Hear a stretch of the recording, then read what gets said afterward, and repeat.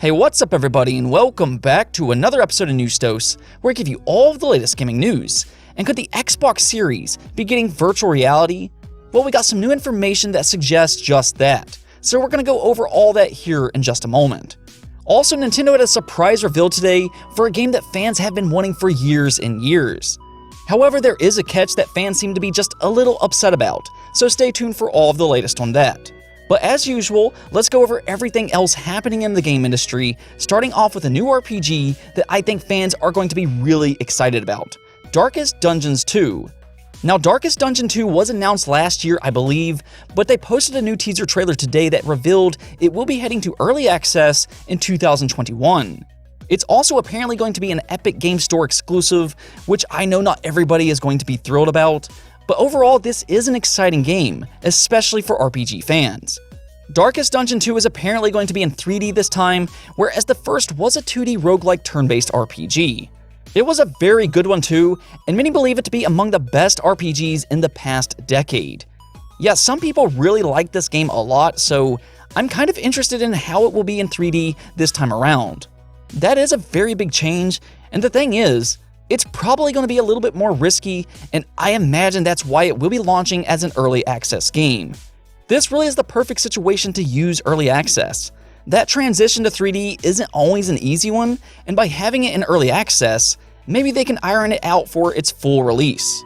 However, if you do like Darkest Dungeon and you don't mind the Epic Game Store, you might want to keep an eye out for the sequel in 2021.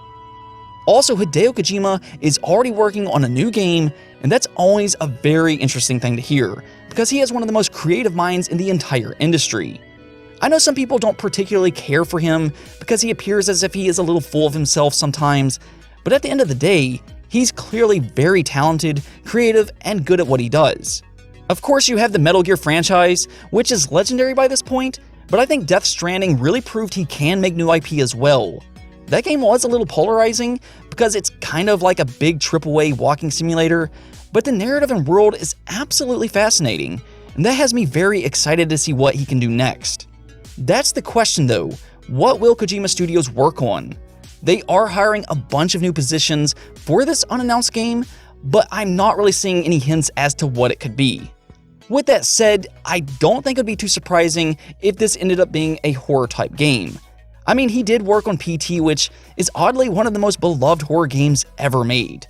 I mean, that's kind of crazy to think about considering it was just a demo, but fans absolutely loved it, and sadly, we never got the full game. Well, maybe he's working on a new horror game now, and based off some of his tweets in the past, I do think that's a very real possibility. He has alluded to wanting to work on a new horror game, and if I'm remembering this correct, there was even a report earlier this year that he invited a horror manga artist to come and work on a game with him. Now, with that said, I do wonder who will publish his next game. I don't believe that Death Stranding was a resounding success, so I'm curious on if Sony would be willing to bet on Kojima once again, or if instead, he goes multi-platform this time around. Either way, I'll be very interested to see what he does next. Let me ask you though, what would you like to see him work on, and do you think Sony will publish whatever it is yet again? Let me know in the comments below. Also, Ubisoft announced a really cool service that they're releasing on October 29th, Ubisoft Connect. What this does is it actually allows you to better connect with your Ubisoft games regardless of what platform you play on. This includes merging their services such as Uplay and the Ubisoft Club loyalty program. It has leaderboards and stats across all platforms, and the big one is that it supports cross-play and cross-progression on Ubisoft games. Yes, games like Phoenix Rising will support this, meaning that you can play a game like Phoenix Rising on your Nintendo Switch, save your game, and then go play it on your Xbox, PC, or PlayStation exactly where you left off. Now that's pretty cool because this account looks like it's going to support pretty much all Ubisoft games going forward. Honestly, this is something that I think all publishers should start to think about doing. I think in an increasingly connected world where a lot of people have multiple devices that they can play games on, it would be nice to have these features on a consistent basis. We'll see what happens though, but I do like what I'm hearing a lot from Ubisoft. That wasn't the only crossplay game though, because it was also revealed that Guilty Gear Strive will not support crossplay between the PlayStation and PC version. Now there is some good news here as well because the PlayStation 4 and PlayStation 5 can play together, And you can even get a free upgrade for the PlayStation 5 if you buy Guilty Gear Strive on the PlayStation 4 when it launches on April 9th of 2021. Still though, I hate to hear that PC won't get crossplay, and let me explain why. If there is any genre that really benefits from crossplay, it's the fighting game genre. For one, there isn't some huge advantage in fighting games on PC like there is with shooters, but more importantly, crossplay improves the entire community drastically. Fighting games live and breathe off of their community, and by increasing that community, it significantly improves the game. So I do find this to be a very odd decision, but I guess it is what it is. I will say this though, Guilty Gear is a phenomenal franchise, and I'm sure the next game will be great as well. Let's talk about Xbox though, because something very interesting popped up online. So earlier this year, Microsoft revealed that Microsoft Flight Simulator will support virtual reality headsets on PC, which does make sense. I mean, this is the absolute perfect game to support virtual reality with, and as long as it works well, this is going to be an insane VR game. It'll probably feel as if you're in a real airplane with those photorealistic graphics. Granted, it will take a hit in VR. With that in mind though, we do know that Flight Simulator is also coming to the Xbox Series, but unfortunately, Xbox doesn't support VR. Well, about that, apparently in the in-game files for Flight Sim, there are references to PC VR, and the more interesting one, Scarlet VR. Now, if you don't know why that's important, Xbox's codename is Scarlet, so that's very interesting to see Scarlet VR get mentioned in the in-game files. Keep in mind though, that doesn't necessarily mean that the Xbox Series version will support virtual reality, but it does look like at the very least they messed around with the idea of it. And that's a little surprising because the head of Xbox, Phil Spencer, has been pretty straightforward about the Xbox Series not supporting virtual reality, which makes these in-game files even more mystifying.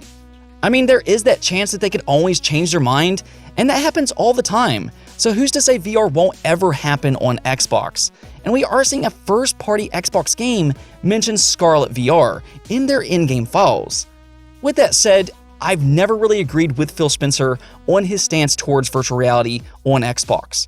While I do like Phil Spencer a lot, and I even understand his reasoning, because VR is not necessarily huge right now, but I mean, even if they could support a third-party VR headset and developers, I think that would be a very welcome addition to the Xbox fanbase. That doesn't mean Xbox first-party developers needs to make VR games, and they could just continue to work on traditional style games and focus on Xbox Game Pass, but at the same time, they could at least support third-party if it's possible. There are several really good VR games now, such as Asgard's Wrath and Half-Life Alyx, which is actually one of the best games for the entire year. See, I actually am a big supporter of virtual reality. I do have a PlayStation VR headset and an Oculus Rift S, and I've played several games that core gamers would like a lot. It's no longer in that phase where it's just a bunch of tech demos. So if somehow the Xbox Series managed to get third-party VR games on the Xbox Series, I think that would be a very big deal. Maybe they could partner up with somebody like Valve. I've been hearing some rumors that they are very buddy-buddy here recently, so hey, maybe they could be working on virtual reality together. Probably not, but I still do find it very interesting that Scarlet VR appeared in Flight Simulator. Could it really be a hint that they may be thinking about Xbox Series virtual reality support, or do you think it's something else? Let me know in the comments below, and for that matter, let me know if you would like to see VR games come to the Xbox Series. Now we do have one more Xbox related announcement today, and this is pretty cool. So Microsoft has continuously been updating their game streaming service, Xcloud, and it's getting better and better as time goes on. Really though, the main draw to Xcloud, or at least in my opinion, is being able to play Xbox games on your phone, and that just makes games so much more accessible. The problem though, is that a lot of people don't have a dedicated controller to play games on their phone. I mean, hardcore gamers probably do, but your everyday phone user probably doesn't. So when they buy Xbox Game Pass and try a game through Xcloud, they probably can't play it. Yeah, that does kind of affect just how accessible it can truly be. Well, Xbox is trying to fix that problem by supporting touch controls. Yeah, they just announced 10 games that will support touch controls, including Minecraft Dungeons, New Super Lucky's Tale, Hot Shot Racing, Guacamelee 2, Tell Me Why, Killer Instinct, Streets of Rage 4, Slay the Spire, Undermine, and Hellblade. That's a pretty good list of games to support touch controls, and it could help Xbox really expand the Xbox ecosystem. I have to say though, I would not recommend playing a game like Killer Instinct with touch controls. Now, I might be wrong about that, but I cannot imagine playing a hardcore fighting game with touch controls and it feeling all that great. I know Iron Galaxy implemented some settings to basically do auto combos a few years ago, but even then, I don't know. I think games like Minecraft Dungeons, Tell Me Why, and Hot Shot Racing will probably feel a lot better. On to our last topic though, Nintendo made a surprise announcement today that was both exciting and upsetting at the same time. Let me explain. Out of nowhere, Nintendo announced that Fire Emblem Shadow Dragon and the Blade of Light will be coming to the Nintendo Switch on December 4th with full localization for the first time ever, which is technically true. There was a DS version, but I think that game was a little different than the original. Correct me if I'm wrong on that, but either way, this is very exciting. The Fire Emblem franchise has quickly been growing ever since Awakening released on the 3DS, and I think it's to the point a lot of people will really want to play these older games. The problem though is that if you read the fine print, this is a limited time release. Yeah, I'm hoping this is some kind of error or mistake, but if true, Nintendo is doing another limited release similar to what they did with the 3D Mario Collection, which was already very controversial. See, I would understand if this was just the physical version getting a limited release, but with a digital game, that just doesn't make sense. It's almost like Nintendo stumbled into something here where they figured out if they can do these limited releases of their older games, then players will be forced to buy them now or never. That just does not sit well with me at all. Limited releases for digital games should not exist, and I get that all current Switch owners can easily get this if they want, and it doesn't cost that much, but what about all of the future Switch owners? I guess they'll just never get a chance to buy this one unless they get a physical version secondhand, which of course will be way overpriced. I don't know, I just don't think this should be a thing, and I worry this could set a trend for other publishers to do something similar. I guess we'll see what happens here with that, but I'm still excited that they are doing a fully localized version of this game. Let me know what your thoughts are on this subject, however. I'm very curious to see what everybody thinks about these limited time releases. Anyways though, that's it for this episode, but if you liked the video, don't forget the bell notification and subscribe button for more content just like this. Also, if you'd like to support the channel through Patreon, thank you for making this content possible. Peace out.